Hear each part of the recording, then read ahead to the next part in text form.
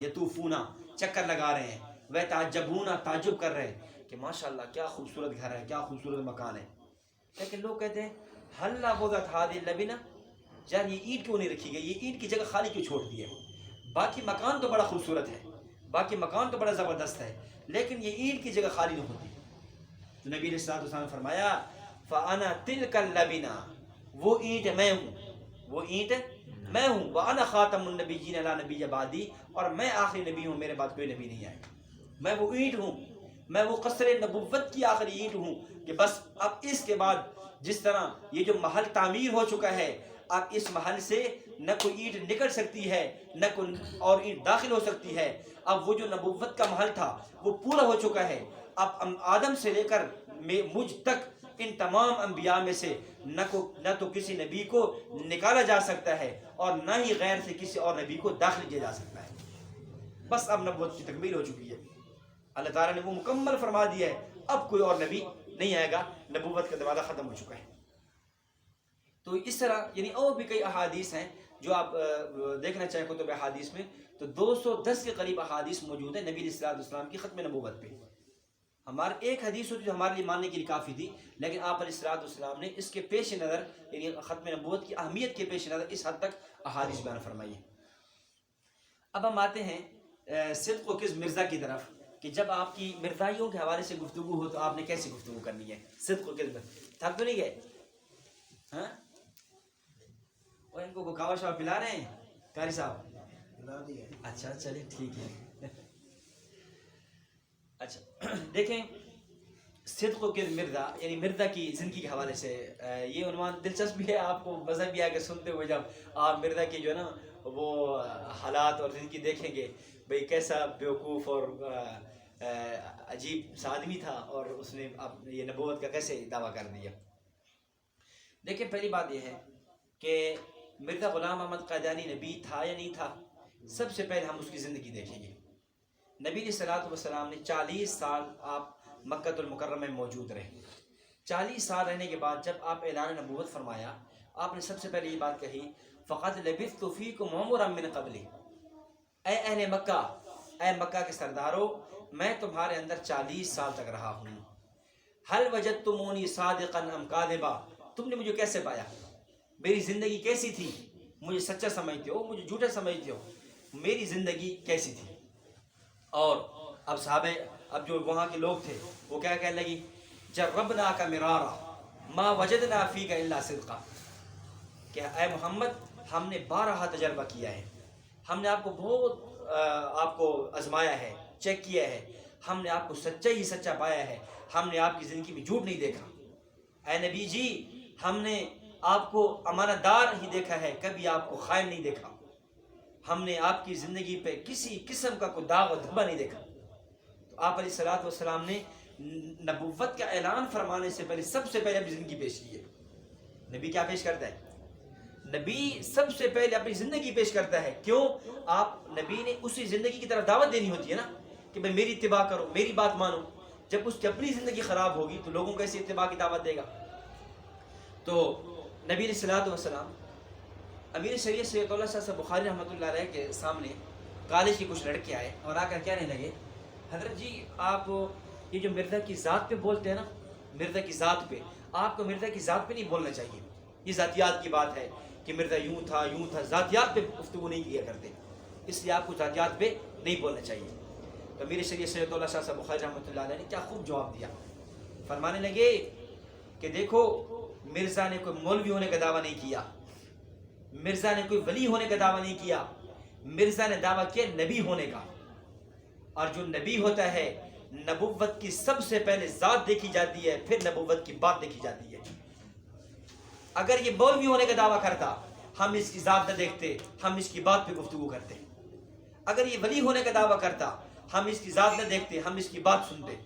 لیکن چونکہ اس کا دعویٰ کوئی مولویت کا نہیں ہے، کوئی ولی ہونے کا نہیں ہے، اس کا دعویٰ نبوت کا ہے. اور نبی کے بارے میں ضابطہ یہ ہے کہ نبی اعلان نبوت سے پہلے اپنی زندگی کو پیش کیا کرتا ہے، اس لیے ہم سب سے پہلے مرزا کی زندگی دیکھیں گے۔ مرزا غلام احمد قادیانی کی زندگی کیسی تھی؟ اگر اس کی زندگی صحیح ہوگی تو پھر شاید کو گنجائش نکلے نبی ماننے کی۔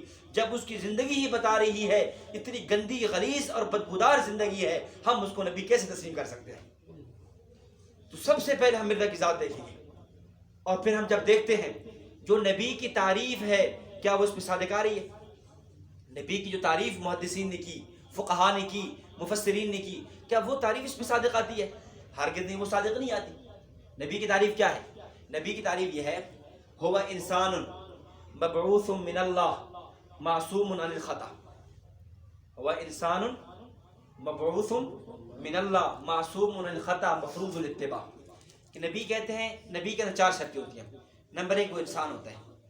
نبی کے اندر کتنی شرطیں ہیں؟ یہ یاد کر لو، یہ آسان سے، یہ عامی لوگ بھی یاد کر سکتے ہیں، یہ علماء عوام سب اس کو یاد کریں کہ نبی کی تعریف میں 4 چیزیں ہیں۔ نمبر 1 وہ کیا ہو؟ انسان ہو۔ نمبر 2 مبعوث من اللہ، وہ اللہ کی طرف سے بھیجا گیا ہو۔ اور نمبر 3 معصوم عن الخطا، وہ گناہوں سے پاک ہو۔ اور نمبر 4 مفروض الاتباع، اس کی بات ماننا فرض ہو، اس کی پیروی کرنا واجب ہو۔ یہ 4 باتیں۔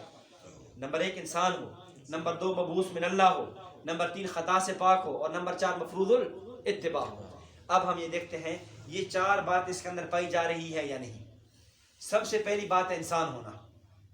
سب سے پہلی بات ہے انسان ہونا۔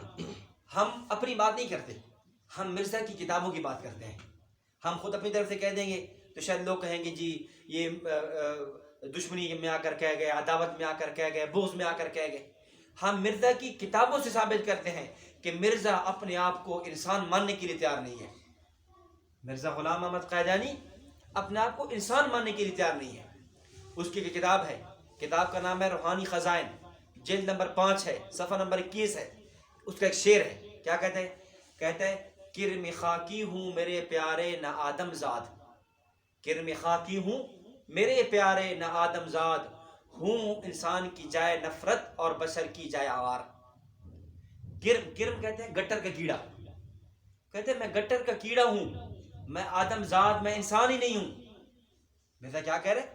میں گٹر کا کیڑا ہوں، میں انسان بھی نہیں ہوں، میں تو انسان کی نفرت کی جگہ ہوں، اور انسان کے لیے ایک عار کی جگہ ہوں، انسان کے لیے ایک شرمندگی کا مقام ہوں۔ جو بندہ اپنے آپ کو کیڑا سمجھتا ہے، جو بندہ اپنے آپ کو انسان کہنے کے لیے تیار نہیں ہے، مرزائیوں تمہیں کیا ہو گیا کہ تم نے اس کو نبوت کی صف میں کھڑا کر دیا؟ وہ اپنے آپ کو انسان بھی نہیں سمجھتا، وہ کہتا ہے کرم خاکی ہوں میرے پیارے، میرے پیارے میں تو کیڑا ہوں، میں نہ آدم زاد، میں آدم زاد بھی نہیں ہوں۔ اور تم کیا کہہ رہے ہو کہ جی وہ انسان ہے، وہ نبی ہے، وہ انسان بھی نہیں ہے۔ امیر شریعت سید اللہ شاہ صاحب بخاری رحمۃ اللہ علیہ کو ایک دفعہ عدالت نے گرفتار کیا۔ ورنہ گرفتاری حضرت کی زندگی اکثر فرمایا کرتے تھے کہ میری زندگی یا جیل میں گزری ہے یا ریل میں گزری ہے۔ آدھی عمر جو ہے نا وہ جیل میں گزر گئی، آدھی ریل میں گزر گئی، ختم نبوت کے سفر کرتے ہوئے، انگریز کی بغاوت کرتے ہوئے، انگریز کے خلاف بولتے عمر گزر گئی۔ تو جب جیل میں لایا گیا حضرت کو تو بڑا وہاں کے جو قیدی تھے بڑا استقبال کیا والہانہ انداز کے اندر۔ جب وہاں پر پہنچایا گیا تو جسٹس تھا، جو جج تھا اس کا نام تھا منیر، تو چیف جسٹس جو کیا نام ہے جج تھا منیر، وہ منیر کہنے لگا حضرت آپ یہ بتائیں، آپ نبی کی تعریف کریں، نبی کسے کہتے ہیں؟ قادیانی مثال بیٹھا ہوا تھا تو حضرت فرمایا نبی کہتے ہیں شریف انسان کو۔ حالانکہ نبی کی تعریفیں تو اور ہیں، لیکن انہوں نے کیا کی؟ چونکہ قادیانیت پہ ضرب لگانی تھی نا، کیا کہا حضرت جی نبی کہتے ہیں شریف انسان کو۔ یہ اپنے مرزا غلام احمد قادیانی کو ایک شریف انسان ثابت کر دیں، پھر بات نبوت کی چلے گی۔ ہم یہ اپنی کتابوں کی روشنی میں شریف کیا اسے بدماش اور ایک بدکار ثابت کرتے ہیں، تو ہم اس کو نبی کیسے مانیں؟ جو آدمی ایک شریف انسان بھی نہیں ہے وہ نبی کیسے بن سکتا ہے؟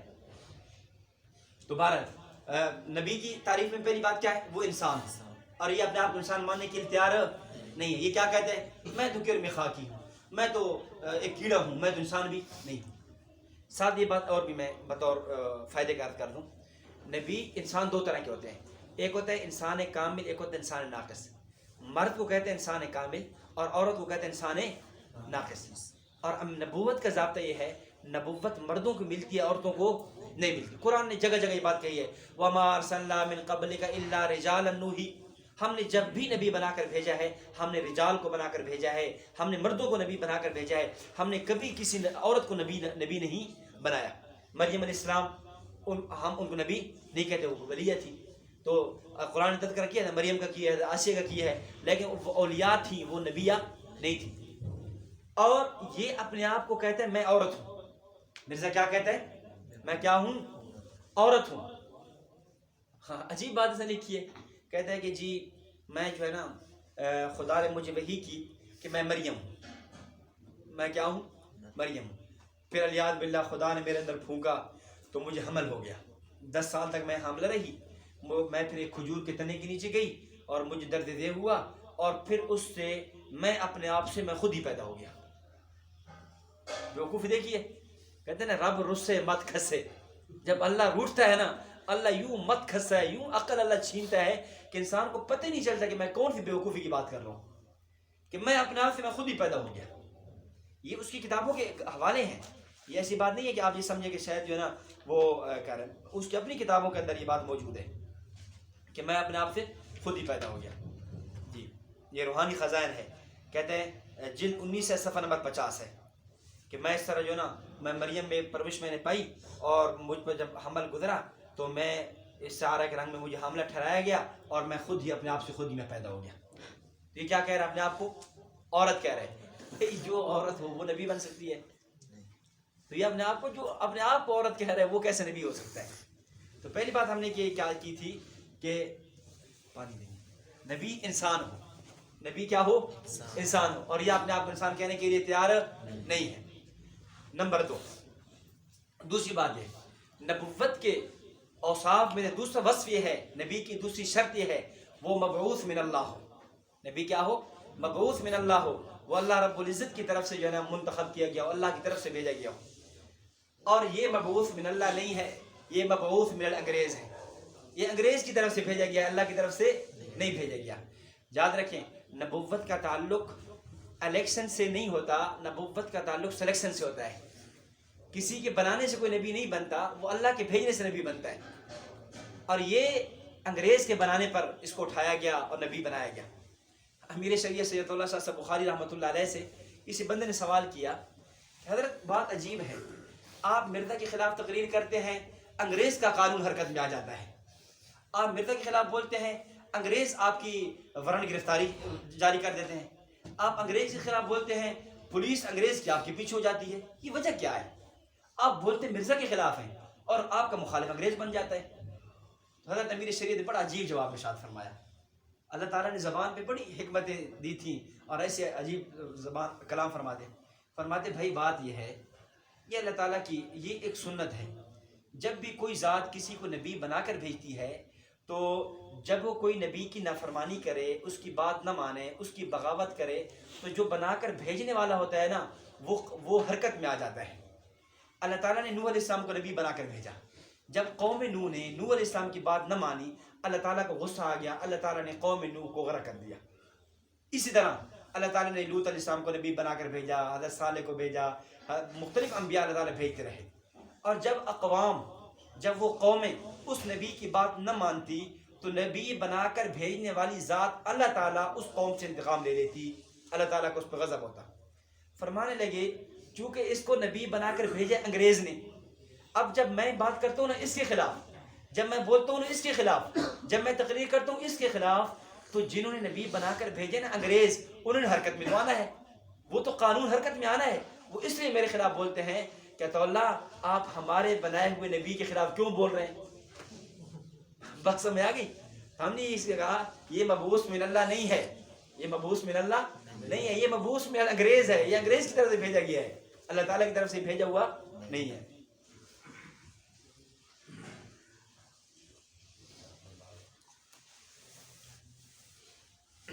جی تو یہ دو باتیں ہوئی۔ نمبر 1 نبی کے لیے پہلی شرط کیا ہے؟ وہ انسان ہو، یہ اپنے آپ انسان کہنے کے لیے تیار نہیں ہے، روحانی خزائن کا حوالہ میں نے دیا۔ نمبر 2 نبی مبعوث من اللہ، وہ اللہ کی طرف سے بھیجا گیا ہو، یہ اللہ کی طرف سے بھیجا ہوا نہیں ہے۔ نمبر 3 نبی کی تیسری شرط یہ ہے کہ وہ معصوم عن الخطا ہو۔ تیسری شرط کیا ہے؟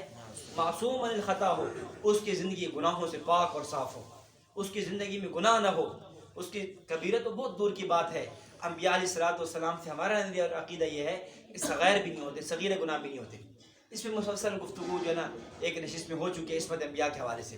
عصمت انبیاء کے اندر یہ بات تفصیل سے آ چکی ہے کہ انبیاء علیہ الصلوۃ والسلام کے بارے میں ہمارا عقیدہ یہ ہے کہ انبیاء سے گناہ صادر نہیں ہوتے.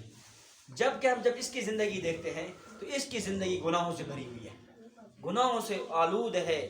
یعنی شاید ہی کوئی گناہ ہو جو اس کی زندگی میں نہ ہو. مثال کے طور پہ کئی گناہ تھے اس کی زندگی میں, کہ بد نظری کرنا یہ اس کے اندر تھا. اور حالانکہ خود مرزا غلام احمد قادیانی نے روحانی خزائر کے اندر نبی علیہ الصلوۃ والسلام کے بارے میں لکھا ہے. اس سے پوچھا گیا کہ بھی آپ علیہ الصلوۃ والسلام کیا عورتوں کی بیعت فرماتے تھے؟ اس نے جواب دیا کہ جی ہاں بیعت فرماتے تھے. تو اس نے پوچھا کس طرح بیعت کرتے؟ اس نے کہا کہ جی بیعت کی صورت یہ ہوتی تھی, عورتیں پردے میں ہوتی اور بس آپ علیہ السلام بیعت کے کلمات فرما دیتے. زندگی بھر میں آپ علیہ السلام نے نہ کسی غیر محرم عورت کو دیکھا ہے اور نہ ہی چھوا ہے. یہ نبی علیہ الصلوۃ والسلام کا عمل یہ تھا. جب اس کی زندگی دیکھتے ہیں, اور اس کی زندگی کیا ہے, اس کی زندگی آپ ان کی کتاب اٹھا کر دیکھیں گے کہ سیرت المہدی حصہ اول, سیرت المہدی مرزا بشیر الدین کی ہے. اس میں اس نے وہ پورا واقعہ نقل کیا ہے اس کی, کہ اس کی رات کو یہ عورتوں سے اپنی خدمت کیسے لیتا تھا. یعنی ایسی باتیں ہیں کہ ایسی باتیں وہاں یعنی آدمی کو کرتے ہوئے بھی شرم آتی ہیں. یعنی کسی شریف انسان کے بارے میں وہ باتیں کہنی مشکل ہیں جو اس کی اپنا عمل تھا. یعنی ایسی باتیں ہیں, میں چلو سنا دیتا ہوں. کہتے ہیں کہ یہ عبداللہ صاحب سنوری نے, ابھی ہم سیرت المہدی اس کا حوالہ, اس کی اپنی کتاب کا حوالہ پیش کر رہے ہیں. میں نے جیسے پہلے عرض کیا نا, ہم اس کی اپنی کتب کے حوالے سے پیش کرتے ہیں تاکہ کل وہ یہ نہ کہیں کہ یہ اپنے یعنی حسد کے اندر, بغض کے اندر, عداوت کے اندر جو ہے نا ہماری کتابوں کی جو ہے نا اپنے حوالے پیش کرتے ہیں اپنی طرف سے. ہم اس کی کتابیں پیش کرتے ہیں. اور پھر یاد رکھیں اس کی کتابیں پھر کیا ہیں, اس کی کتابیں اگر وہ نبی ہے تو اس کی کتابیں کیا ہوئی, حدیث ہوئی نا. کیونکہ نبی کا جو قول فعل عمل ہوتا ہے اس کو کیا کہتے ہیں, حدیث کہتے ہیں. ہمارے پاکستان کے ایک نامی گرامی مناظر گزرے ہیں, حضرت علامہ خالد محمود صاحب رحمۃ اللہ علیہ, ابھی فوت ہوئے ہیں تقریباً 1 سال قبل. علامہ خالد محمود صاحب رحمۃ اللہ علیہ نے اپنا ایک واقعہ نقل کیا ہے. فرماتے ہیں کہ ایک جگہ پہ مناظرہ تھا, مناظرہ ہو رہا تھا مرزائیوں کا اور بریلویوں کا, اور مسجد بھی بریلویوں کی تھی, بریلویوں کا اور مرزائیوں کا مناظرہ چل رہا تھا. تو بریلوی بیچارے نے مناظرے میں پھنس گئے, تو فوراً وہ میرے پاس دوڑے ہوئے آئے. مجھے کہتے ہیں علامہ صاحب جو ہے نا, چونکہ یہ اسلام اور ختم نبوت کا مسئلہ ہے تو ہمارے آپس میں اختلاف تو ہیں, وہ الگ بات ہے, لیکن آپ آئیں اور آپ گفتگو فرمائیں تاکہ ہمارا یہ مسلمان ہار نہ جائیں, مسلمان جیت جائیں. تو علامہ صاحب فرماتے ہیں کہ ظاہر ختم نبوت کا مسئلہ تھا, حساس مسئلہ ہے, نازک مسئلہ ہے. میں فوراً دوڑتا وہاں پہنچ گیا. جب میں وہاں پہنچا, گفتگو چلی, تو میں نے یہی حوالہ پیش کیا سیرت المہدی کا, کہ میں نے کہا کہ مرزا اپنی فلاں کتاب میں یہ لکھتا ہے سیرت المہدی میں. تو مجھے جو مرزائی مناظر تھا نا, وہ کہنے لگا کہ علامہ صاحب آپ نے لگتا ہے شرطیں نہیں پڑھی. مناظرے سے پہلے وہ شرطیں لکھا دیتے ہیں. علامہ صاحب وہ کہنے لگا کہ علامہ صاحب لگتا ہے آپ نے شرطیں نہیں پڑھی. اب علامہ خالد محمود صاحب اگر یہ کہتے کہ جی ہاں میں نے شرطیں نہیں پڑھی تو یہ بھی شکست کی بات تھی کہ کیسا مناظرہ ہے مسلمانوں کو, شرطیں بھی نہیں پڑھی. تو اگر کہتے ہیں کہ میں نے پڑھی ہے تو یہ جھوٹ بنتا ہے. اگر کہتا ہے میں نے پڑھی ہے تو یہ وہ کہے گا تو مسجد میں بیٹھ کر جھوٹ بول رہے ہیں مسلمانوں کے اماموں کا. تو علامہ صاحب نے درمیان کا راستہ نکالا اور فرمانے لگے اچھا یہ بتاؤ میں نے کس شرط کی مخالفت کی ہے, میں نے کس شرط کی مخالفت کی ہے. تو وہ کہنے لگا کہ دیکھیں شرط میں یہ بات طے ہوئی تھی کہ فریقین کے مناظر, چاہے مرزائیوں کا مناظر ہوگا چاہے مسلمانوں کا مناظر ہوگا, وہ جب بھی دلیل پیش کریں گے قرآن سے پیش کریں گے یا حدیث سے پیش کریں گے, قرآن سے پیش کریں گے یا حدیث سے پیش کریں گے. اور آپ کس سے پیش کر رہے ہیں, مرزا کی کتاب سے. تو آپ نے فوراً فرمایا کہ یہ جو مرزا کی کتاب ہے یہ حدیث نہیں ہے, مرزا کی کتاب ہے حدیث نہیں ہے. اگر تو کہتے ہو حدیث نہیں ہے تو ہمارا مدعا خود بخود ثابت, پھر نبی بھی نہیں ہے. اگر حدیث نہیں ہے تو مرزا بھی نبی بھی, کیونکہ نبی کے قول فعل کو حدیث کہتے ہیں نا. جب حدیث نہیں ہے تو مرزا نبی نہیں ہے. اور اگر کہتے ہو حدیث ہے تو پھر یہ میرا حوالہ سن لو چپ کر کے. اب بیچاروں کے پاس اور کوئی جواب نہیں تھا تو مجبوراً وہ حوالہ, اصل میں وہ یہ چاہ رہے یہ تھے کہ یہ بڑا گندا حوالہ ہے, کہیں یہ عوام سنے گی تو عوام ہم سے جو ہے وہ الگ ہو جائے گی, اس لیے حوالہ نہ پڑھ کے سنایا جائے. لیکن میرا زور یہ تھا کہ میں یہ حوالہ پڑھ کے سنوں. تو اب میں نے ان کو ایسا پھنسا لیا کہ وہ کہنے اب وہ مجبور ہو گئے. تو انہوں نے کہا چلے ٹھیک ہے آپ مجبور یہ سن لو. حضرت فرماتے ہیں کہ درمیان میں بات چلتے چلتے نا اب مرزائی مناظر نے یوں اچھلا یوں کودا. مرزائی مناظر کہنے لگا اے علامہ صاحب تو بڑی بات کرتا ہے. یہ کیونکہ مرزائی کو پتہ تھا کہ علامہ خالد محمود صاحب جو ہے نا یہ بریلویوں کے بڑے مخالف ہیں, یہ بریلویوں کے خلاف انہوں نے بڑی کتابیں لکھی ہیں, بڑی تقریریں کی ہیں. تو مرزائی مناظر کہنے لگا کہ علامہ صاحب یہ جو مسجد ہے آپ کی, یہ جو مسجد ہے چونکہ بریلویوں کی مسجد بیٹھے تھے نا, یہ اوپر پڑھو کیا لکھا ہوا ہے. تو وہاں مسجد میں لکھا تھا یا اللہ یا محمد, جیسا کہ اہل بدعت کی مساجد میں لکھا ہوتا ہے. کیا لکھا تھا؟ یا اللہ یا محمد. تو کہتے ہیں یہ دیکھو تمہارا اپنا یہ حال ہے, تم جو ہے نا نبی علیہ السلام کو حاضر ناظر سمجھتے ہو. اب اس کا انداز یہ تھا کہ کسی نہ کس طریقے سے یہ گفتگو نبوت ختم نبوت سے ہٹ کر ان کا آپس میں اختلاف شروع ہو جائے. یہ وہ گفتگو وہ یہ چاہ رہا تھا. علامہ صاحب فرمانے لگے بھائی بات یہ ہے کہ مجھے یہ بتائیں آپ میں سے مجمع میں سے کون کون سے لوگ ہیں جو حج پہ گئے ہیں یا عمرے کے لیے گئے ہیں. تو مجمع میں چند لوگوں نے نام دکھائے. تو لوگوں نے کہا کہ جی ہم گئے. تو آپ نے پوچھا بھائی آپ یہ بتاؤ یہ یا اللہ یا محمد وہاں مکہ المکرمہ میں یا مدینہ المنورہ کی کسی مسجد میں آپ نے لکھا وہ دیکھا ہے؟ اب لوگوں نے کہا نہیں دیکھا. تو آپ فرمانے لگے کہ دیکھو یہ یا اللہ یا محمد یہ جو یا ہے نا یہ یا عربی والا نہیں ہے, یہ یا عربی والا یہ یا اردو والا ہے. اس کا یہ جو انہوں نے لکھا ہے اس کا معنی یہ ہے کہ یا اللہ کو مانو یا محمد کو مانو, تیسرے مرزے کو نہ مانو. مرزے کو نہ مانو, یا اللہ کی مانی ہے یا کس کی مانی ہے؟ محمد کی مانی ہے, مرزا کی نہیں مانی. تو ایسے ہی حضرت نے یعنی بات یہ کہ اندر ان کو کیا دے دیا, اسی کے اندر ان کو جواب دے دیا. تو ظاہر ہے ایسا موقع پہ نا اس طرح کرنا پڑ جاتا ہے. اب نا بات چلی نا اس کی, چونکہ میں معصوم نے خطا یعنی یہ گناہوں کا پلندہ تھا. ایک دفعہ مناظرہ ہوا تو مناظرہ چل رہا تھا علماء کے مابین, ادھر مرزائی علماء تھے ادھر مسلمان تھے. تو گفتگو کے دوران جو ہے کوئی گفتگو کوئی کسی کام نہیں لگ رہی تھی. تو ایک آدمی تھا عامی عوام الناس کا نا, وہ بیٹھا ہوا, اس نے کہا کہ جی میں مناظرہ کرتا ہوں, میں مناظرے میں آتا ہوں. تو لوگوں نے کہا ٹھیک ہے آپ بھی آ جائیں, آپ بھی اپنا شوق پورا کر لیں. یہ بندہ آیا, اس نے آ کر یہاں کھڑے ہو کر اسٹیج پہ مرزا غلام احمد قادیانی کو 15-20 گالیاں نکال دی.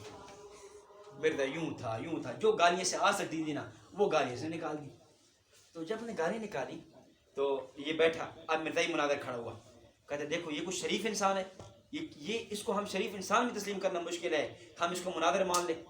شریف انسان ہوتی نہیں گالی نکالتا, ہم اس کو انسان ہی نہیں تسلیم کرتے, چل جائے کہ تمہارا مناظر ہے یہ. تو جب بیٹھا اب یہ آدمی کہنے لگا کہ اب مجھے اپنی اس نشست میں جواب دینے دیا جائے. لوگوں نے کہا یار پہلے تو نے بہت برباد دیا ہے گالی نکال کر, اب تو دوبارہ کیا کھڑا ہوتا ہے؟ اس نے کہا نہیں مجھے جواب دینا.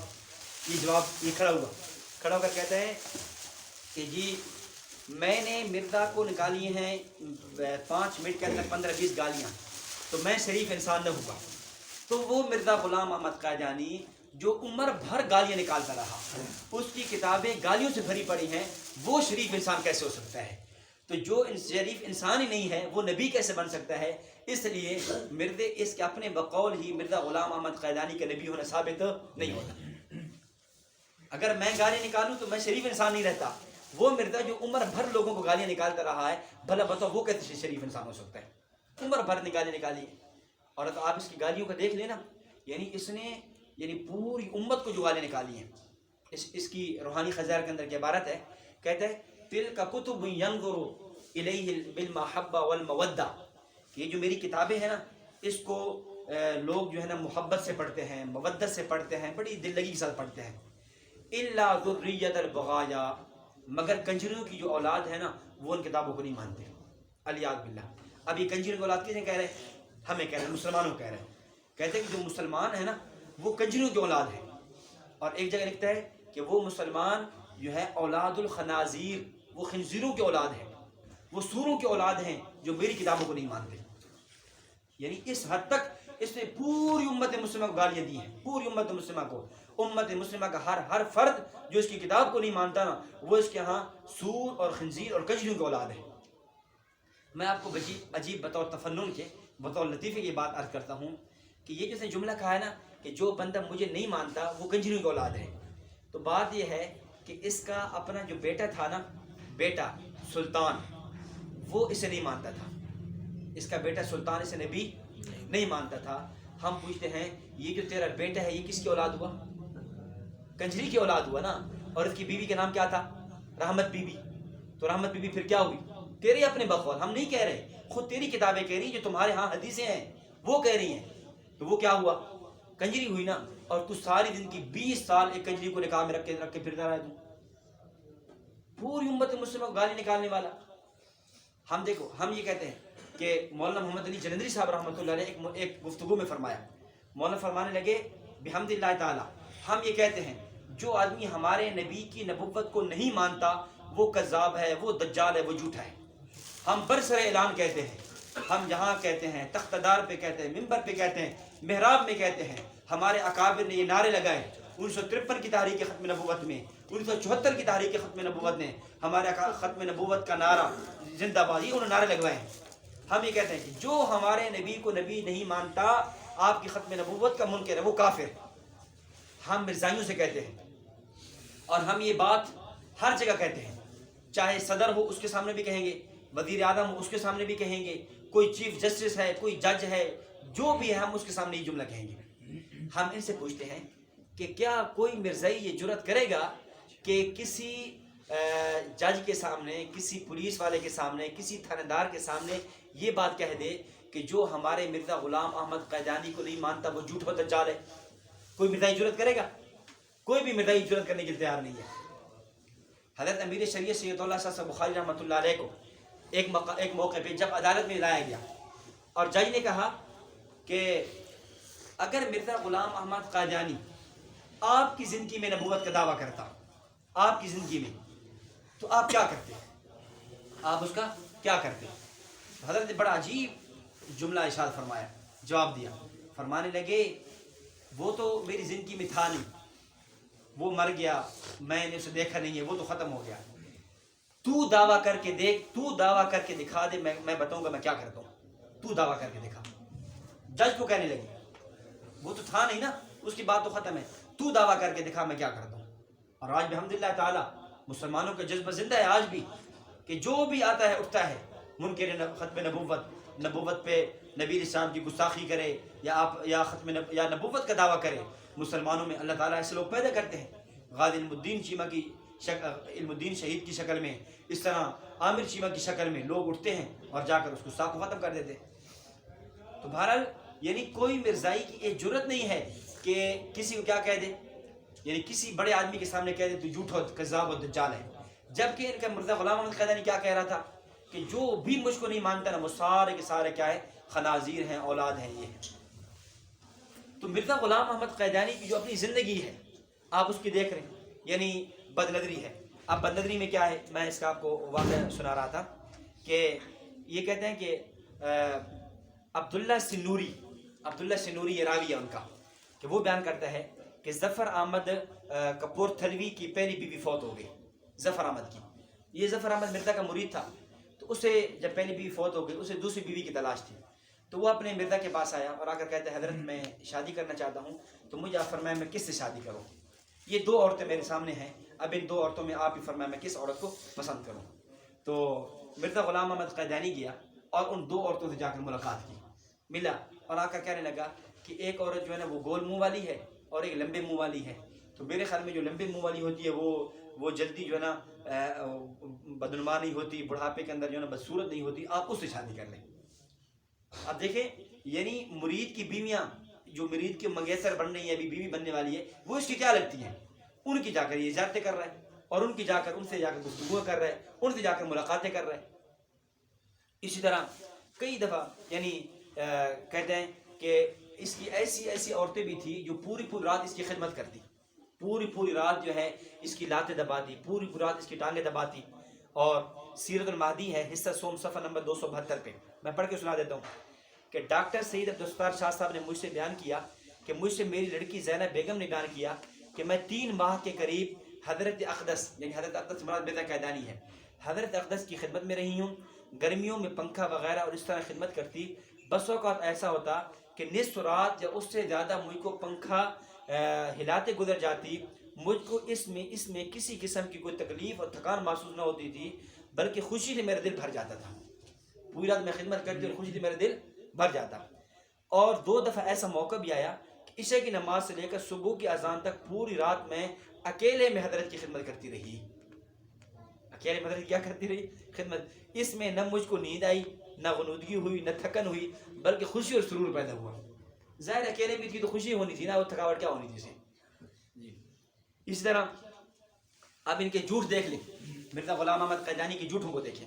میں اختصار کے ساتھ اس کی زندگی کے چند گوشے عرض کرتا ہوں. اب جھوٹ ہے. قرآن کریم میں اللہ تعالیٰ فرماتے ہیں اللہ لعنت اللہ علی الکاذبین، جھوٹے پر اللہ کی لعنت ہو.